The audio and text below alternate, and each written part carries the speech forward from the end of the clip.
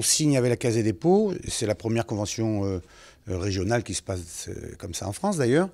La volonté du président Estrosi, c'est de faire en sorte que dans le cadre de toutes nos actions qui sont bâties autour de l'économie, l'aménagement du territoire, on a fixé 5 axes, que ce soit les transports, que ce soit le logement, que ce soit le numérique, que ce soit le tourisme.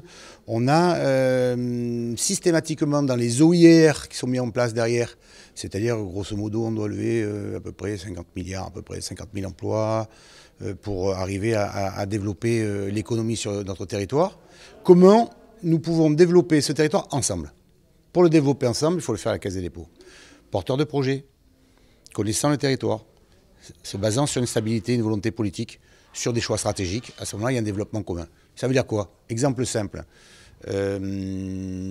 L'OIR santé, projet Gyptis, maladies rares, projet commun, cofinancé. Ça veut dire quoi? Téléphonie mobile dans les territoires reculés des Alpes, investissement collectif avec la Caisse des dépôts. Voilà 2 exemples très concrets que l'on peut décliner après à l'infini. Oui, alors nous avons, dans le cadre de la loi NOTRe, pris pleinement en charge cette stratégie de développement économique qui nous est attribuée. Et nous avons ciblé des actions qui ont qu'une seule volonté, c'est un effet démultiplicateur avec l'argent public. Tout argent public doit susciter, investi, doit susciter 2-3 euros d'argent privé. Donc un bras de levier entre 3 et 5, en fait, sur chacune de ces investissements.